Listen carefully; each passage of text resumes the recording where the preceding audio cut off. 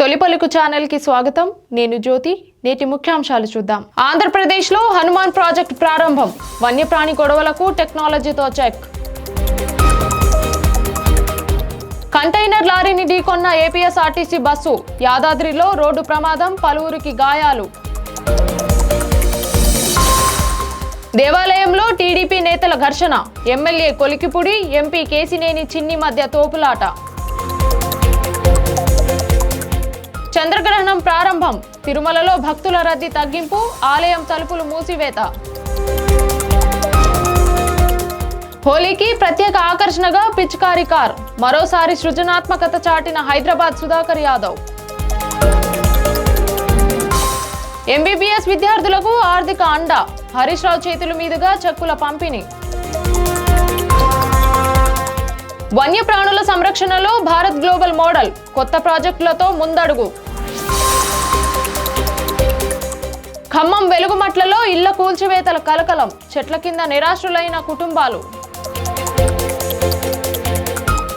ములుగు తాడ్వాయిలో పోడు భూముల వివాదం.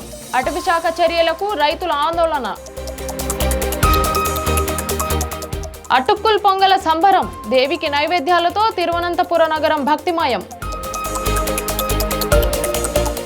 అనకాపల్లి దేవరపల్లి మార్కెట్లో టమాటా రైతుల ఆవేదన.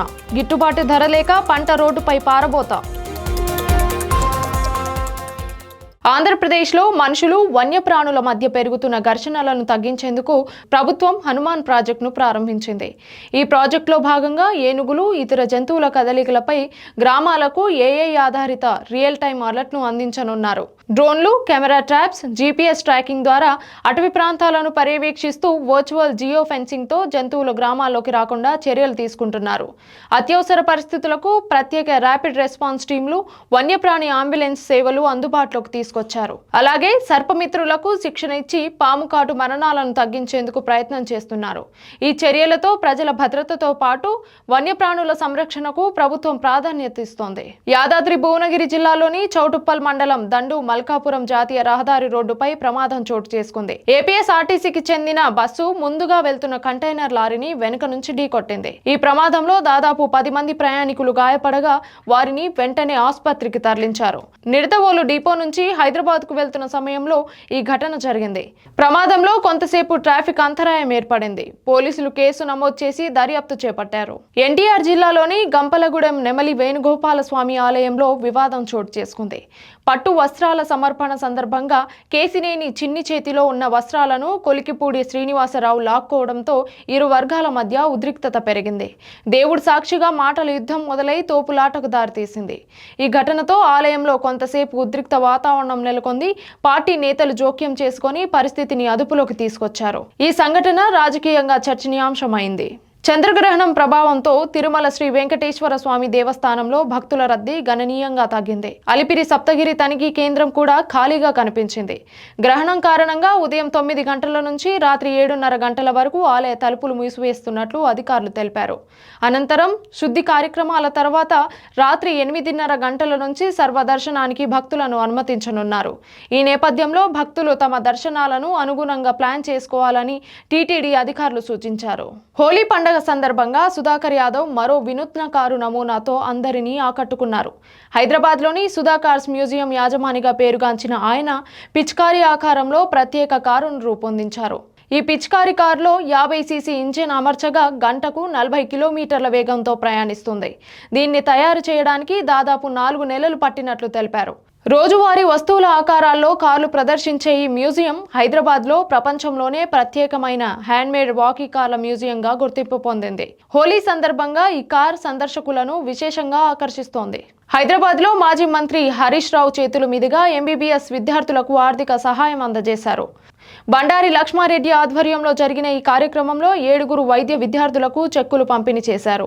బిఎల్ఆర్ చారిటబుల్ ట్రస్ట్ ఆధ్వర్యంలో నిర్వహించిన ఈ సేవా కార్యక్రమం ద్వారా విద్యార్థుల విద్యా ఖర్చులకు తోడ్పాటు అందించడం అభినందనీయమని హరీష్ రావు పేర్కొన్నారు. ప్రస్తుత విద్యా సంవత్సరంలోనే మొత్తం 122 మంది వైద్య విద్యార్థులకు ఆర్థిక సహాయం అందించడం సామాజిక బాధ్యతకు మించి ఉదాహరణగా నిలిచిందన్నారు. విద్యార్థుల ఉన్నత విద్యకు అండగా నిలవాలని ఆయన ఆకాంక్షించారు. మార్చి 3న ప్రపంచ వన్యప్రాణి దినోత్సవాన్ని పురస్కరించుకొని దేశవ్యాప్తంగా వన్యప్రాణుల సంరక్షణపై అవగాహన కార్యక్రమాలు నిర్వహించారు. ఈ సందర్భంగా ప్రధాని నరేంద్ర మోదీ భారత్ ప్రపంచంలోనే అత్యధికంగా 70% అడవి ప్రాంతం, 3682 పులులు, 4075 ఒక కొమ్ము గేదెలు, 22,000కు పైగా ఆసియాటిక్ ఏనుగులు, 891 ఆసియాటిక్ సింహాలతో ముందంజలో ఉందని తెలిపారు. కేంద్ర హోంమంత్రి అమిత్ షా ప్రకృతి సంరక్షణపై ప్రాచీన భారత జ్ఞానాన్ని ప్రస్తావించారు. తమిళనాడులో ప్రమాదంలో ఉన్న జంతువుల రక్షణ చర్యలు చేపట్టారు.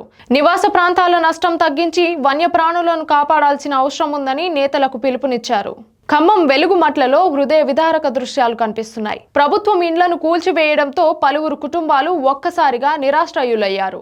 దిక్కుతోచని పరిస్థితిలో చిన్న పిల్లలతో సహా ఆటోలో, ట్రాలీలో చెట్ల కింద తాత్కాలిక నివాసం ఉంటున్నారు.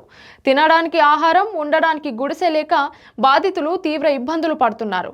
తమకు న్యాయం చేసి పునరావాసం కల్పించాలని బాధితులు ప్రభుత్వాన్ని వేడుకుంటున్నారు. ఈ ఘటన స్థానికంగా తీవ్ర ఆవేదన కలిగిస్తోంది. మంత్రి సీతక్క ఇలాకాలోని ములుగు జిల్లా తాడ్వాయి మండలం కాల్వలపల్లిలో రైతులు ఆందోళనకు దిగారు. దాదాపు 25 ఏళ్లుగా సాగు చేసుకుంటున్న పోడు భూములను అటవీశాఖ అధికారులు స్వాధీనం చేసుకునే ప్రయత్నం చేయడంతో ఉద్రిక్త పరిస్థితులు నెలకొన్నాయి.